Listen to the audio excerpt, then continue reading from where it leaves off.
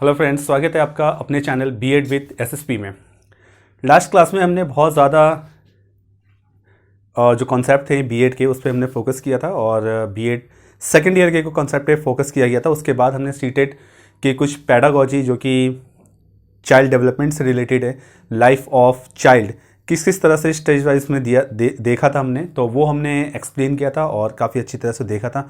आपने भी काफ़ी उसे अच्छी तरह से देखा था। तो चलिए इसी सीरीज़ में आगे बढ़ते हैं जो कि सीटेट का इंपॉर्टेंट पार्ट है। सीटेट का इंपॉर्टेंट पार्ट होने जा रहा है आज का ये वीडियो, तो आप इसको ध्यान से देखेंगे। कुछ टॉपिक्स ऐसे हैं जो कि काफ़ी न्यू हैं और आपके लिए काफ़ी अननोन होंगे एज अ टीचर, लेकिन यही एग्ज़ाम में आते हैं और ये चीज़ आपको अपने वे में करना होगा। तो चलिए वीडियो शुरू करते हैं, टाइम वेस्ट ना करते हुए शुरू करते हैं आज की वीडियो। देखिए, today we are going to discuss these psychologist कह सकते हैं या थ्योरिस्ट कह सकते हैं, इनके बारे में हम डिस्कस करने जा रहे हैं। First is gene Piaget. इसमें टी जो होता है साइलेंट होता है, पियाजे कहते हैं इन्हें।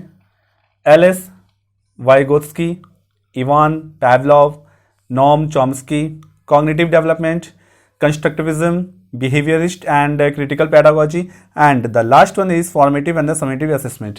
होप सो कि आपने इन सभी के बारे में सुना होगा।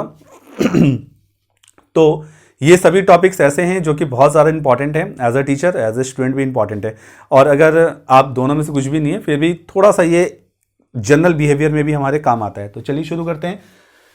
जीन पियाजेट जो थे उनका कहना था, he says that children's intelligence undergoes change as they grow, they build and make mental model with surrounding। Means कि जो चिल्ड्रंस हैं वो अपने चीज़ों को देखकर समझकर आगे बढ़ते हैं। उनका जो ग्रो अप होता है, जो उनका विकास होता है वो आगे बढ़ के ही होता है। ये सभी चीज़ें वो देखते हैं। They build and make mental model with surroundings. वो अपने हिसाब से सराउंडिंग्स को क्रिएट करते हैं। ये जीन पियाजे ने कहा था। तो ये चीज़ आपको ध्यान रखना है। मैं फिर से रिपीट कर देता हूं कि इनका मानना है जीन पियाजे का कि चिल्ड्रंस की जो इंटेलिजेंस है वो सराउंडिंग के अकॉर्डिंग चेंज होती है। बस आपको ये याद रखना है। नेक्स्ट है L S Vygotsky. He says children development is a cognitive development that depends on social interaction and environment. इससे थोड़ा सा इन्होंने आगे एक्सप्लेन करते हुए कहा है वाइगोत्स्की ने कि जो चाइल्ड का डेवलपमेंट है, यहाँ पे हमने ग्रो देखा था, यहाँ डेवलपमेंट देखा है। तो जो डेवलपमेंट है चाइल्ड का वो कॉग्निटिव डेवलपमेंट है। कॉग्निटिव डेवलपमेंट मीन्स कि चीज़ें अपने आप से सीखना, खुद कोशिश करना, ये नहीं कि कोई आपको और सिखाए। तो जैसे कि आप कुछ भी कह सकते हैं कि अगर आपको एक बच्चे को वीडियो गेम दे दिया जाए तो कभी कभार वो बिना समझे बिना पूछे उसको खेलना शुरू कर देता है। कभी कोई पजल दे दिया जाए तो वो अपने आप उसे सॉल्व कर देता है। तो ये कह सकते हैं कि कॉग्निटिव डेवलपमेंट का एक पार्ट है। तो इनका कहना है वाइगोत्स्की का कि जो चाइल्ड डेवलपमेंट होता है ये कॉग्निटिव डेवलपमेंट होता है जो कि डिपेंड करता है सोशल इंटरेक्शन और एनवायरनमेंट पे, कि उसके आसपास का माहौल कैसा है। इस चीज को वो देखता है, ऑब्जर्व करता है। पेरेंट्स किस तरह से ऑब्जर्व कर रहे हैं, क्या एक्ट कर रहे हैं, कजन्स क्या एक्ट कर रहे हैं, फ्रेंड्स क्या एक्ट कर रहे हैं, ये सभी चीज़ों को देख के वो ऑब्जर्व करता है। तो इसे कहते हैं child development, cognitive development. Next आते हैं इवान पावलोव। इवान पावलोव ने कहा है कि child can not be learn emotional experience that could be anything like post experience. इनका कहना है कि जो बच्चा होता है वो अपने पास्ट की चीज़ें सीखता है, चाहे वो पास्ट एक्सपीरियंस गुड हो या पास्ट एक्सपीरियंस बैड हो। मीन्स कि वो ये अपने आप को थोड़ा सा बैक में ले जाके सीखता है कि भाई हाँ ये चीज़ तो हुई थी, तो अब मुझे ये चीज़ नहीं करना है, या फिर ये चीज़ मैंने ऐसा किया था अब उसमें और इंप्रूव करना है। किसका कहना था ये? इवान पावलोव का। नेक्स्ट आते हैं Chomsky. He says that language is our inner bond.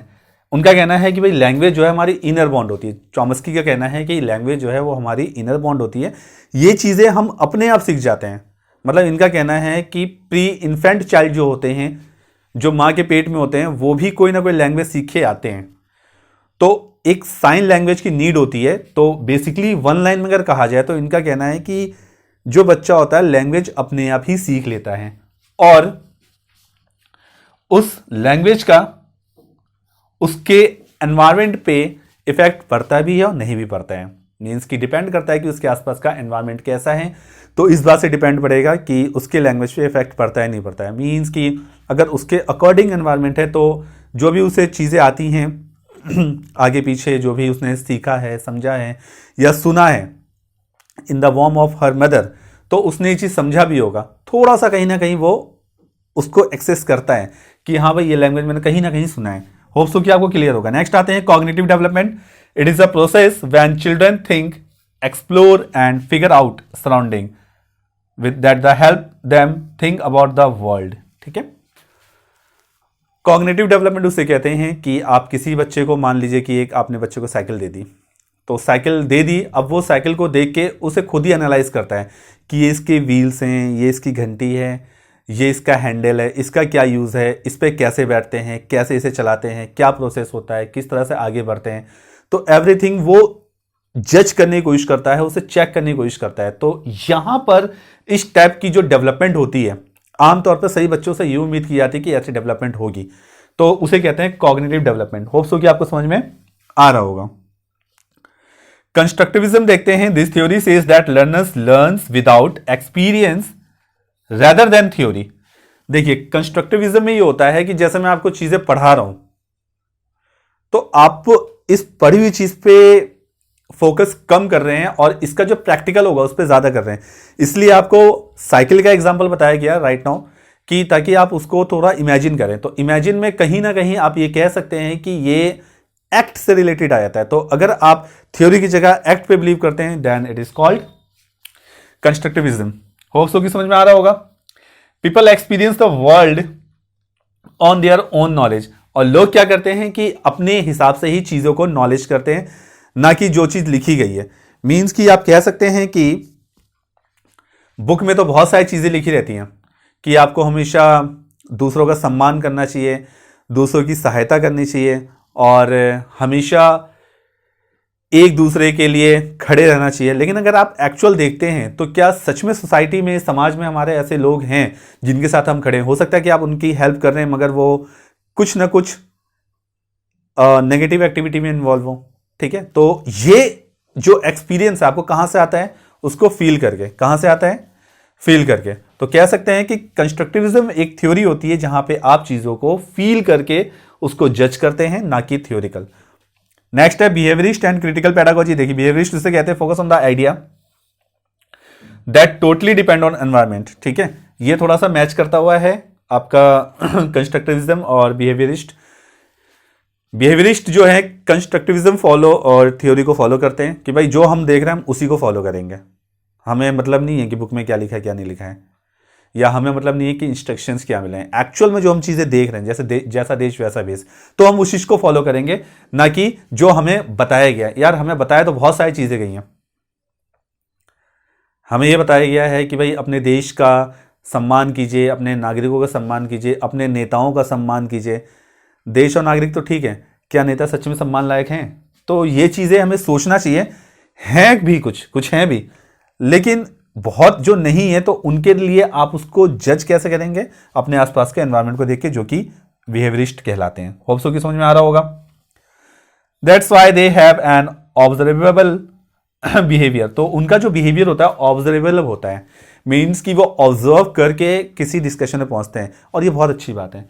जो ये बिहेवियरिस्ट होते हैं इनकी कमी है सोसाइटी में। आप कई लोग ऐसे देखते होंगे जो बिना कुछ सोचे समझे, कुछ सोचा नहीं, उसकी डीपनेस में गए नहीं, उसको एक्चुअल में फील किया नहीं, ग्राउंड लेवल पे गया नहीं, और बस हवा में बातें शुरू। तो these people are not kind of behaviourist. Behaviourist वो होते हैं जो चीज़ों को समझते हैं, एनालाइज करते हैं। वो कहते हैं ना कि पेशेंट का दर्द डॉक्टर भी नहीं समझ सकता है, पेशेंट ही समझ सकता है। ठीक इसी तरह से, लेकिन डॉक्टर काफ़ी हद तक समझता है। तो हमारे सोसाइटी में बिहेवियरिस्ट आप कह सकते हैं कि kind of a doctor. Hope so कि समझ में आ रहा होगा आपको।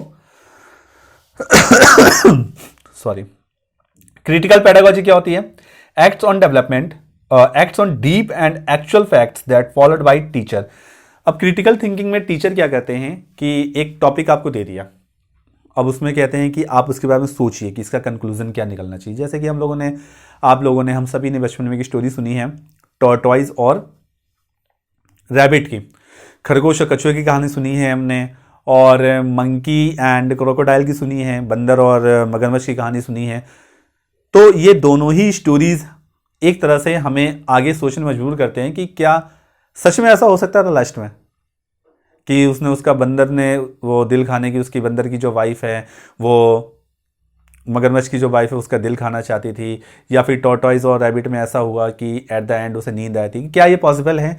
तो इस तरह की चीज़ें जो है वो क्रिटिकल थिंकिंग को ऑब्जर्व करती हैं, टीचर्स बताते हैं कि आपको इसके बारे में सोचना है। होप्स हो कि आपको समझ में आ रहा होगा। नेक्स्ट आते हैं जो कि लास्ट टॉपिक है, फॉर्मेटिव एंड समेटिव असेसमेंट। देखिए, फॉर्मेटिव असेसमेंट वो होता है जब आप कोई टेस्ट इस बिहाफ पे लेते हैं कि आपने कोई लेक्चर वगैरह दिया है या कोई थ्योरी सुनाई है या वो कंप्लीट करवाया है, या पर्टिकुलर कोई छोटी सी एक्सरसाइज आपने स्कूल में या क्लास में कंप्लीट करवा दी है, तो उसके बाद जब आप असेसमेंट लेते हैं that is called formative assessment. वहां पे आप समराइजिंग करते हैं लेक्चर को या दिए हुए काम को आप समराइजिंग करते हैं। जबकि समेटिव असेसमेंट उसे कहते हैं जब आपको कोई ह्यूज वर्क दिया गया हो, आपका टारगेट ज्यादा हो, चैप्टर्स की क्वांटिटी ज्यादा हो, 5 to 6 चैप्टर्स हो और उसके साथ असाइनमेंट हो, तो उसके बिहाफ पे जो आप असेसमेंट लेते हैं बच्चों का उसे कहते हैं समेटिव असेसमेंट। तो आपको जैसा पता चल रहा होगा कि इसमें ह्यूज वर्क है, तो समेटिव असेसमेंट से आप किसी भी स्टूडेंट को, किसी भी पर्सन को ज्यादा इवैल्यूएट कर सकते हैं, उसके बारे में ज्यादा जान सकते हैं कि इसकी कहां पे कमियां थी और कहां पे नहीं थी। होप्स हो कि आपको ये चीज समझ में आ गई होंगी। एक बार रिवाइज कर लेते हैं। जीन पियाजेट के बारे में कहा जाता है, he says that children's intelligence undergoes change as they grow.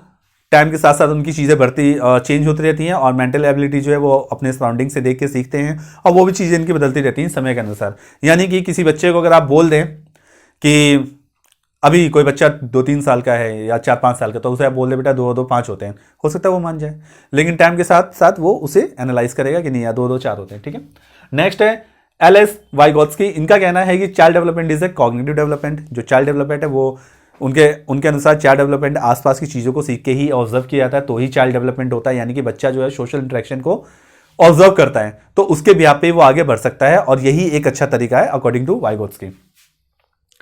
Ivan Pavlov कहते हैं according to him child can be learn. इनके अनुसार, इवान पैवलोव के अनुसार, इनका कहना है पैवलोव के अनुसार कि जो चाइल्ड होता है वो ज्यादातर अपने इमोशनल बिहेवियर को लेके सीखता है, और वो इमोशनल बिहेवियर उसका कुछ भी हो सकता है, उसका पास्ट भी हो सकता है। ठीक है, कि उसने लास्ट टाइम कैसे किया था। नेक्स्ट है नोआम चॉम्स्की जो है he says that language is our inner bond. Noam Chomsky का कहना है कि लैंग्वेज जो है हम अंदर से सीख के आते हैं, हमारे अंदर की चीजें हैं जो कि हम अपने आप सीख जाते हैं, उस पर हमें बाहर से ज्यादा प्रेशराइज करना नहीं पड़ता है। ग्रामेटिकल ठीक है, लेकिन जो लैंग्वेज है, बोलने का तरीका क्या है, समझना, वो सब उनको पहले से याद है। कॉग्निटिव डेवलपमेंट उसे कहते हैं it is a process when children thinks, explore and figure out surrounding. जैसे कि हमने पहले बताया, अपने सराउंडिंग्स के आसपास को चीज़ों को देख के ऑब्जर्व करते हैं, सोचते हैं क्या है क्या नहीं है, क्या सही है क्या गलत है। ठीक है, ये चीज़ें वो सोचते हैं, और ये चीज़ें उनको वर्ल्ड में और अच्छी तरह से सोचने में एक हेल्पफुल होती हैं कि दुनिया किस टाइप की, इस टाइप में थोड़ा सा सोचा जाता है। तो टीचर्स और जो पेरेंट्स होते हैं ज़्यादातर ये चाहते हैं कि उनके बच्चों का कॉग्निटिव डेवलपमेंट हो। ये बहुत ज़्यादा इंपॉर्टेंट है, इसको आप ध्यान रखेंगे। नेक्स्ट है कंस्ट्रक्टिविज्म। मैंने आपको बता दिया कि एक ऐसी थ्योरी है जो कि देखने और एक्ट पे बिलीव करता है, ना कि थ्योरी बिलीव करता है। थ्योरी तो बहुत सारी चीजें लिखी रहती हैं, थ्योरी हमेशा पॉजिटिव वे में लिखा होता है, लेकिन जरूरी नहीं कि जो चीज हो रही है वो पॉजिटिव हो। ठीक है, तो यहां पे हम देख सकते हैं कि ये एक्सपीरियंस जो है ये एक्सपीरियंस पे डिपेंड करता है, ना कि थ्योरी पे डिपेंड करता है। नेक्स्ट है बिहेवियरिस्ट। और जो बिहेवियरिस्ट होते हैं कंस्ट्रक्टिविज्म को फॉलो करते हैं कि किसी चीज को हम भाई देख के ही उसको फॉलो करेंगे और मानेंगे भी उसी को देख के। मीन्स की बिहेवियरिस्ट वो होते हैं कि ये जो टॉपिक है आपका कंस्ट्रक्टिविज्म, इसको फॉलो करते हैं। कंस्ट्रक्टिविज्म को फॉलो करते हैं बिहेवियरिस्ट, कि भाई जो चीज़ें हम एक्सपीरियंस कर रहे हैं हम उसी पे यकीन करेंगे, हम सुनी सुनाई बात पे यकीन नहीं करेंगे। तो जैसे ही मैंने कहा था कि ये भी बहुत इंपॉर्टेंट है, ये चीज़ आपको याद होना चाहिए, ये भी इंपॉर्टेंट है। नेक्स्ट है फॉर्मेटिव एंड समेटिव असेसमेंट। मैं आपको बता दिया, छोटा सा अगर आप कोई टास्क करवाते हैं, कोई पर्टिकुलर आपको 3-4 चैप्टर दिए गए हैं बच्चों के लिए या अपने स्टूडेंट्स के लिए, किसी को भी इवैल्यूएट करने के लिए, तो आप फॉर्मेटिव असेसमेंट का यूज़ करते हैं, जो कि शॉर्ट फॉर्म में FA कहते हैं। और समेटिव असेसमेंट जहाँ पे आपको चैप्टर्स की क्वांटिटी ज़्यादा है, टास्क की क्वांटिटी ज़्यादा है, then you will evaluate any kind of students और any kind of person, then you will use summative assessment. Hope so कि आपको ये समझ में आ रहा होगा। तो सबसे ज़्यादा जो मैंने आपको बताया ये चीज़ें इंपॉर्टेंट हैं। पियाजे का भी आपको याद रखना है कि पियाजे की क्या वैल्यू है और वाइगोत्स्की ने क्या कहा था और आपके पैवलॉव ने क्या कहा था, नॉर्म चॉम्स्की ने क्या कहा था। तो होप सो कि आपको ये चीज़ें समझ में आई होंगी। नेक्स्ट क्लास में नेक्स्ट टॉपिक के साथ हम नेक्स्ट वीडियो मिलेंगे। तब तक आप पढ़ते रहिए और इसमें से किसी भी टॉपिक में कुछ प्रॉब्लम है तो आप मुझसे पूछ सकते हैं, कमेंट में लिख सकते हैं। तो मिलते हैं नेक्स्ट वीडियो में नेक्स्ट टॉपिक के साथ, जो कि इसके आगे के जो थियोरिस्ट हैं उनके बारे में डिस्कशन की जाएगी और भी कुछ टेक्निकल वर्ड्स यूज़ किए जाएंगे जो कि टीचिंग लाइन में बहुत ज़्यादा इंपॉर्टेंट है।